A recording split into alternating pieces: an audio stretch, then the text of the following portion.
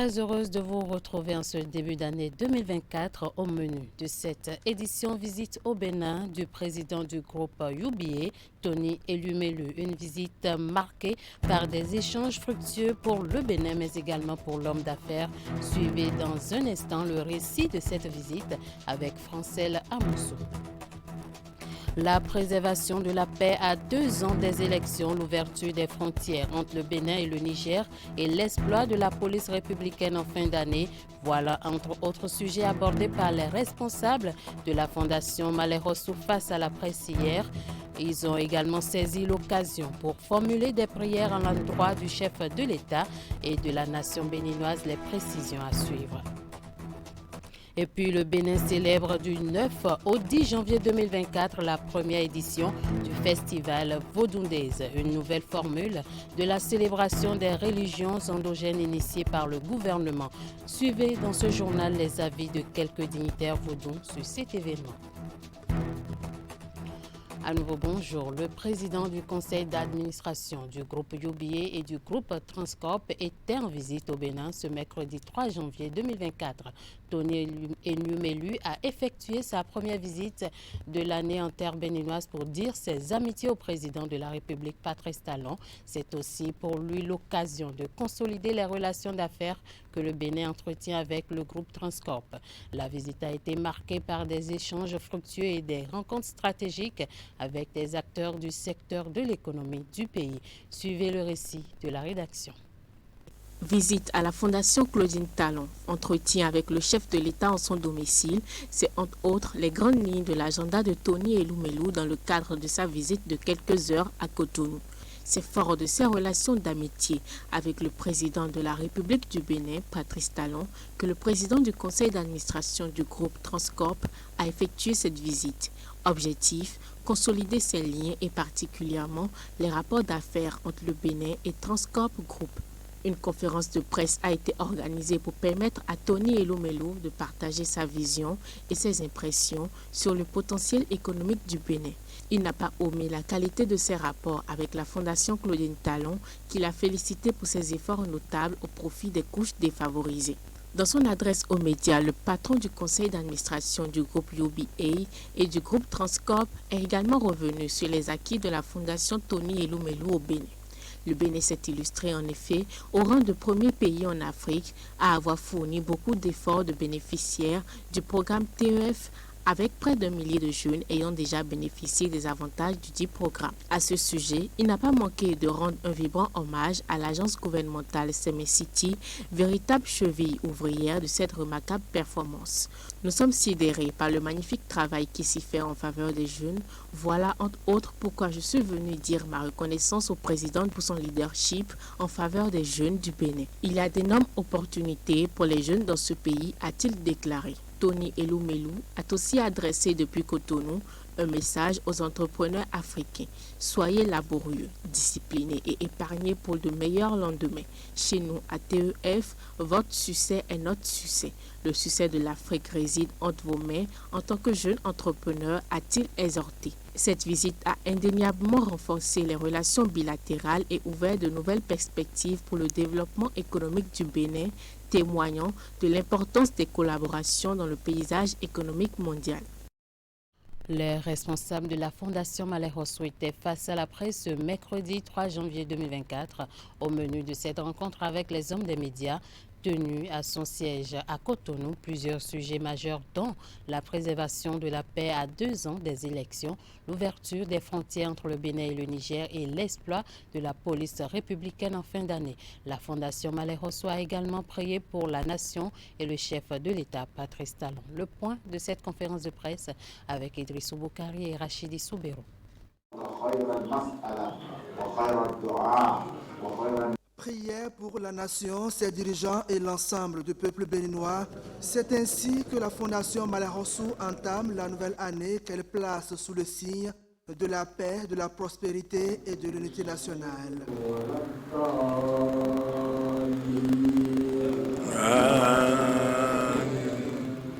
Lecture du Saint-Coran pour invoquer grâce et bénédiction d'Allah sur le Bénin à 2 ans des élections.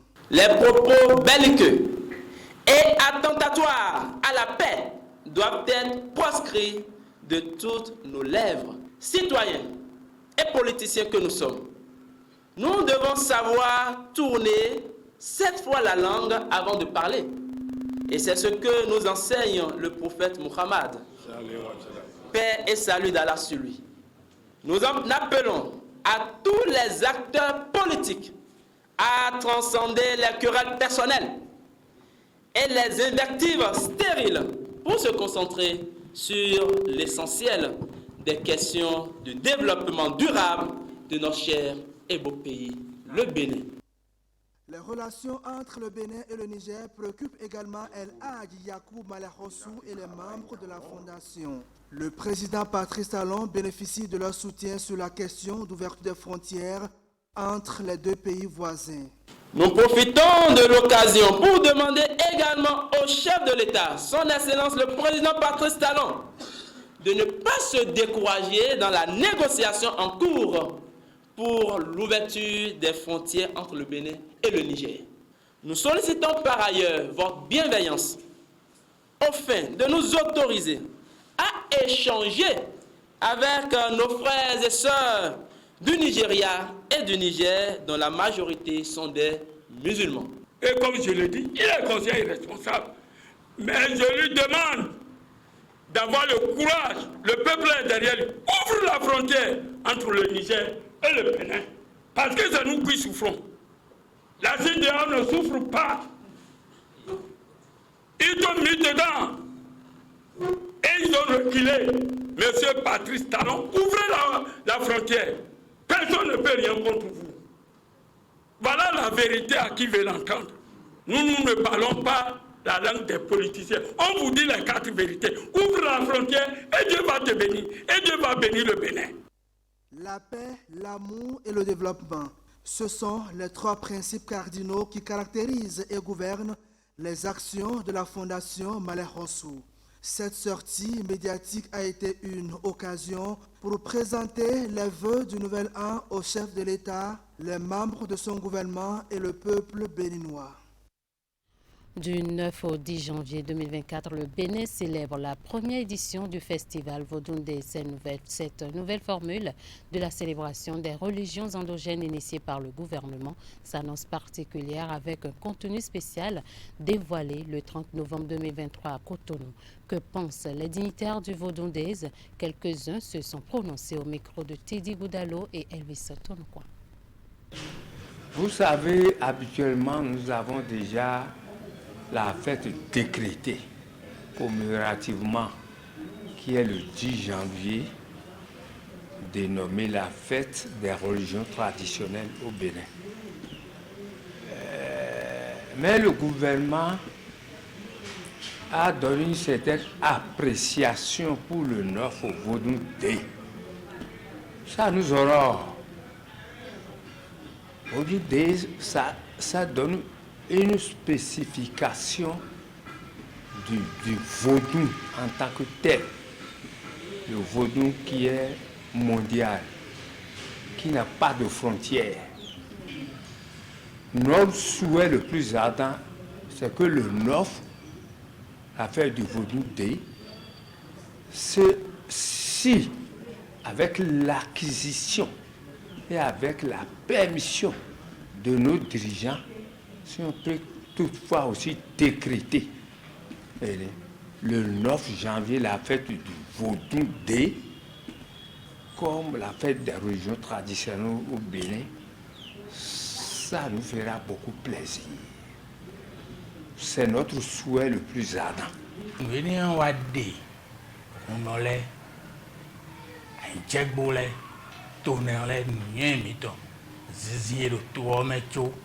Be wa bwa khoso jina e a de tambo miliona timen me da li boy timen da yin bo fie pole na wase e tambora seko e je me bo milo mi de le to ga ne e su kwe ne nja yo jo ne go zin to gudu wa jo me hun ko ne video e do e na le ya e na mo mi to to me mi to le sa do to gudu po aguda yo vole lo kale do bi ba se tan et en fait que ton et mais le polo nous sort autant la santé là parce que on et nous beau vu ni bon et la pétant bon filet Laurent 7 ans tu vois non voilà j'ai quoi te dire on y est pas à chaque pas l'état mais on et mon homme dit les nous et votre si il y a le 10 janvier boka so vous déjà sur 9 ans et xalé dama dit les nous les donna déjà so mais français am bon tout on me dit nous mon côté j'ai tomi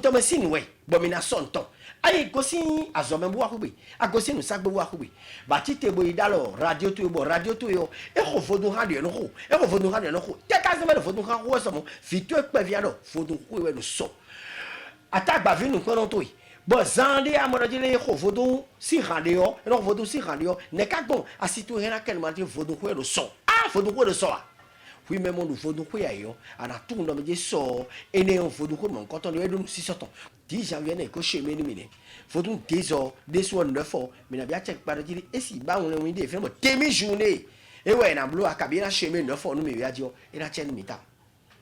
Plus que quelques jours, les divinités seront donc à l'honneur dans la cité historique de Passé à travers la célébration des Vodondés en prélude. À l'événement, une de nos équipes était à Ouida pour faire un zoom sur le culte Egungun, l'une des divinités les plus respectées et craintes par le public. C'est un culte voué aux morts, sinon aux revenants. Ulrich Gaba nous transporte dans la cour de Baba Anago pour vivre l'une des prestations des Egungun. Je vous laisse apprécier. Mo che ba o. Mo lo ni pa ka fóònù mi ra. Ìbà mi le o. Ifa pe won. To. Oni le ni se le asa ni sokiti. Bẹ́ẹ̀ lónìí. Baba. To. Bale okoru. Mo che ba o. Ene titi le mi ma fi joko. Prières et bénédictions de l'ancêtre pour les fils et filles de la famille Anago de Ouida. 25 ans après son décès, Baba Anago revient sous la forme de Egungun sur invocation de ses enfants.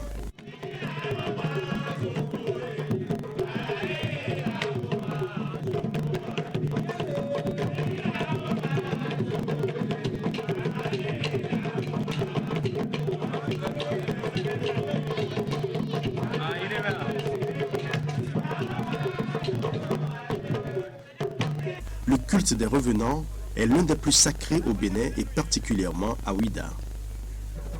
Dans son accoutrement fait de tissus richement brodés aux motifs divers et le visage couvert de cauris, l'ancêtre se réincarne l'instant d'une cérémonie pour partager des moments de libation avec les vivants à travers des chants et des danses.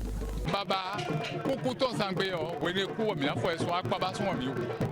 Emi ka wa akpabasun do ti ton. Akpabasun Anago ton, e kledo e yo na ele koblewa. E wen ya akpabasun mi lo ku do ti ton. Donc we to e mo flet be to le bi e ya akpabasun. Donc ye kubo yo e le davo ye be le bo wa.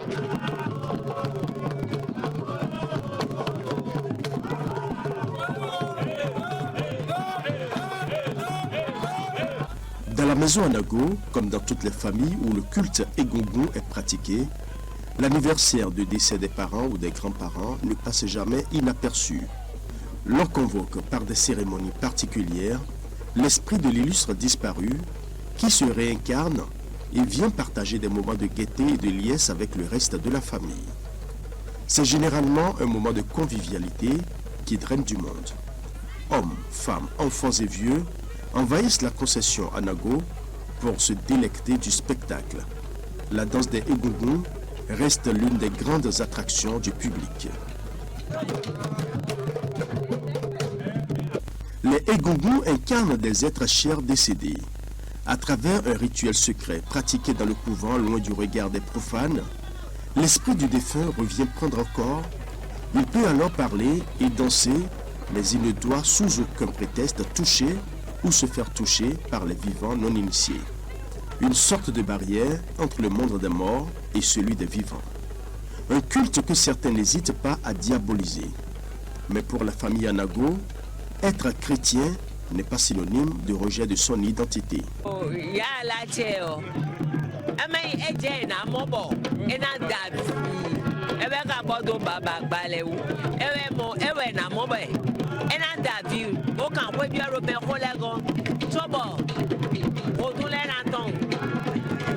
Signe de hikodi lo duoli yo e ko ko de ni lo duoli e ko de kaka bo ko toga e ko délégué lo sra me fio bo ni ji hani ji e do e mi de mo da go mi to le ka ko blogbon un kan gbe do kan we mi de le de nye me ro fidi yo papa mi de to ji mi de le o sulo po mi no ro me no blo ba dem no mi ta ye école des sœurs bo be si se be nja bo communion e blo su anton be ga ya na mi confirmation be ga ya ti ami bo ganti wana mi confirmation moi de CM2 blo communion solennelle à mon vidéo ami ça no y peut mais nous comptons de mi jode me wanyelo e we na do we chobodo missionnaire leton.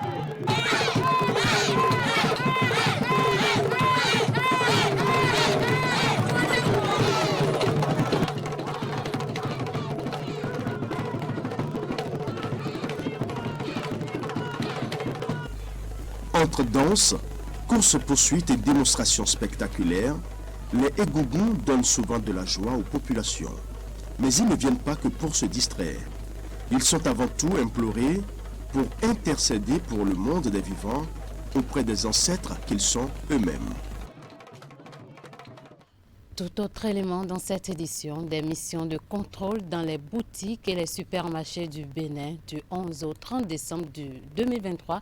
C'est une mission conjointe conduite par l'Agence béninoise de la sécurité sanitaire des aliments, ABSA. L'opération réunit plusieurs directions et se déroule sur l'ensemble du territoire national. Une de nos équipes était sur le terrain pour constater l'ampleur et la rigueur des missions de contrôle. Voici le reportage de Ulrich Gaba présenté par Teddy Goudalo. L'instant d'une journée, ce supermarché est investi par des inspecteurs de la qualité des produits alimentaires. C'est une vaste opération préventive déclenchée par l'Agence béninoise de sécurité sanitaire des aliments pour sécuriser les populations en cette période des fêtes de fin d'année. La période des fêtes de fin d'année constitue des moments de grande consommation des denrées alimentaires. Cette période représente donc des occasions propices pour certains commerçants mal intentionnés à la recherche de profits à tout prix, de déverser sur nos marchés des denrées alimentaires de qualité parfois douteuse. Sur le terrain, des équipes mixtes composées d'agents de plusieurs directions et même de divers ministères. C'est une fédération des énergies pour combattre de façon concertée les vendeurs indélicats. Sur place, le contrôle est strict. Des conditions de conservation à l'aspect physique des produits en passant par la date d'expiration et même l'hygiène des agents de vente, tout passe au scanner visuel. Oui, ici c'est moins 10, moins 20, c'est à moins 15 degrés. Ça veut dire que les installations-là offrent les conditions exigées par le producteur.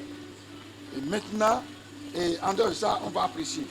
Mais les autres surfaces, puisque le contrôle a commencé depuis le 11 juin, et le 11 décembre, les autres surfaces que nous avons sillonnées jusqu'à présent, il faut dire que globalement dans l'ensemble, les conditions de stockage et de conservation sont vraiment appréciées. Et le contrôle se base beaucoup plus sur d'abord les provenances de ces produits, les dates limites de conservation, les dates limites d'utilisation optimale, les emballages.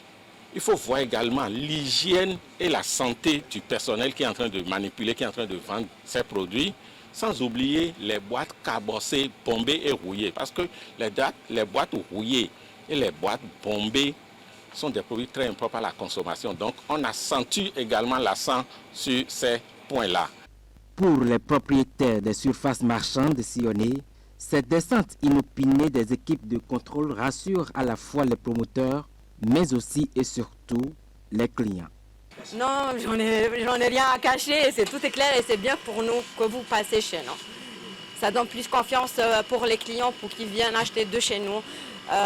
Il y a certains produits que j'avais dit que moi j'autorise, qui auront l'autorisation de ABSSA avant de les exposer. Oui, c'est bon, nous sommes contents. Hein? Tant de temps, on arrive à prendre aussi là. Donc c'est bon, vous avez vu aussi, c'est très bon ici. Et puis Je pense que vous êtes satisfait avec les rayons, tout ça là, qui sont propres. On n'avait pas trouvé quelque chose qui est un peu les dates à péremption ou bien qui arrivent. Démarrée le 11 décembre dernier, cette opération de contrôle va se poursuivre jusqu'au 30 décembre 2023 sur l'ensemble du territoire national pour obliger les vendeurs à respecter la qualité des produits exposés dans les rayons des surfaces marchandes. Le projet asphaltage, bientôt une effectivité dans la commune d'Alada. Le gouvernement entend assainir le cadre urbain de cette commune où l'état d'impraticabilité de certaines voies constitue un frein au développement des activités locales. Mais en attendant le démarrage des travaux, les habitants gardent leur mal en patience. Une équipe de Canal 3 est allée à la rencontre de ces habitants. Suivez le reportage. Alada, ville située à 58 km de Cotonou. Dans cette commune, chef-lieu du département de l'Atlantique, motocyclistes et automobilistes vivent un calvaire quotidien sur les différentes artères qui traversent la cité des Adjaroutans. Des crevasses un peu partout et des eaux stagnantes qui trouvent leur habitacle sur ces voies rendent difficile la circulation des biens et des personnes. Je souhaiterais que les travaux de cette voie soient effectués parce que nous les automobilistes, nous souffrons vraiment. Je demande à son Excellence le Président de bien vouloir nous venir en aide. Nous souffrons beaucoup sur cette voie à chaque fois que nous l'empruntions. Des trous par-ci, par-là. Franchement, si les travaux sont faits, ce serait une bonne chose. Des cris de détresse qui ne laissent pas indifférent le pouvoir central. Bientôt, le projet asphaltage va voir le jour sous les cieux de la commune d'Alada. Une nouvelle qui apparaît donc comme une lueur d'espoir après tant d'années d'espérance.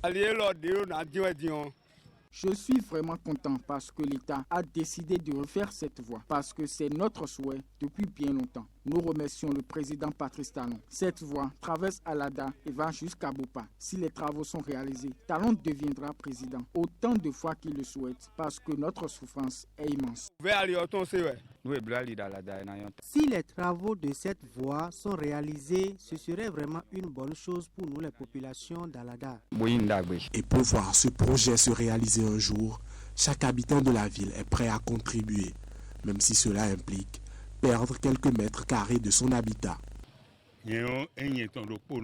Si cela ne tenait qu'à moi seul, que le cheminement soit uni, même s'il faut casser toute ma maison, il faut le faire une fois pour de bon, car à l'avenir, nos enfants n'auront plus à souffrir pour le mauvais état de la voie. Cela paralyse nos...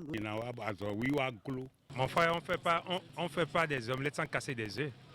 Donc, ils doivent prendre leur mal en patience et encourager l'État central, la mairie, pour la bonne marche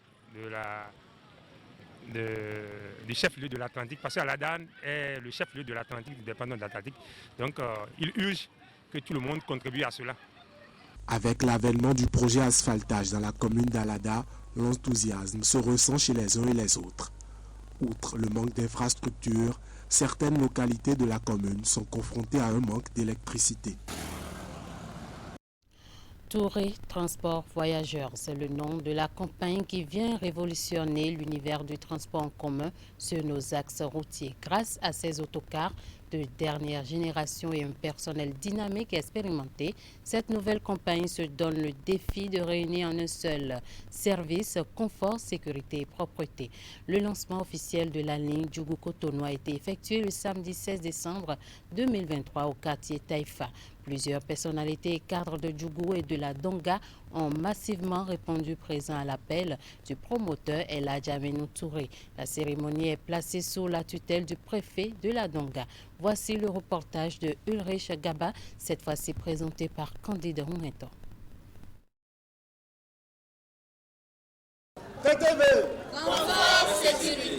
Confort et sécurité, c'est ce que propose désormais Touré Transport Voyageurs à tous les passagers de la ligne Cotonou-Djougou. Cette nouvelle flotte, mise en service au quartier Taïfa, dans le premier arrondissement de Djougou, s'inscrit dans la dynamique d'une compagnie moderne qui vient révolutionner le transport en commun des personnes et des biens.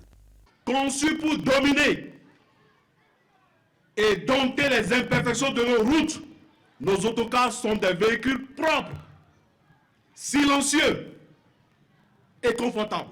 Nous avons un système de gestion de trafic nous permettra d'anticiper les embouteillages, de prévenir les incidents et garantir la ponctualité de votre transport en tout temps et en tout lieu. Ces bus flambant neufs, aux couleurs bleu impérial, griffés du lion, expriment clairement la sagesse et le sérieux qui caractérisent cette nouvelle compagnie de transport. C'est la vision concrétisée de ce jeune opérateur économique. J'ai eu l'honneur d'inaugurer ce bus, l'honneur d'inaugurer cette campagne et de lancer officiellement cette compagnie, je voudrais dire. Et donc, mes impressions sont les plus bonnes et tout de suite, je souhaite que ça se multiplie. En matière de sécurité, je dirais simplement que les conducteurs suivent les règles de sécurité routière, qu'ils respectent les prescriptions du code. Nous sommes très fiers du promoteur El Hadj Aminou. Vraiment que Dieu le bénisse abondamment. Il fait notre fierté. Aujourd'hui, voyager devient un plaisir. Parce que nous avons quitté Cotonou pour Djougou comme si on n'avait pas bougé. Il y avait le confort, il y a tout, il y a le wifi, il n'y a pas du tout d'ennui dans ce bus. Et puis, ils vont à vitesse très très limitée. C'est ça, moi, j'ai vraiment aimé. Au-delà de ces bus haut de gamme, c'est aussi un service d'hébergement que la compagnie Touré Transport Voyageurs offre aux passagers. Plus besoin de se demander où dormir tant que TTV est opérationnel à Cotonou comme à Djougou. Si je vais faire le transport en commun, il faut que je vais moderniser ce secteur de ma manière en créant les hébergements uniquement que les passagers. Ça veut dire que si tu n'es pas passager, même si tu es dans la zone, tu n'as pas droit à la chambre.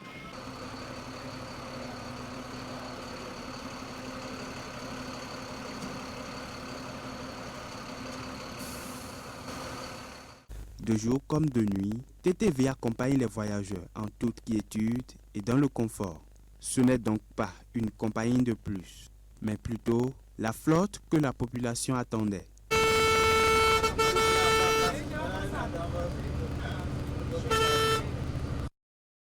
Fin de ce 13h au Bénin. Merci de nous avoir suivis. Heureuse année à chacun et à tous.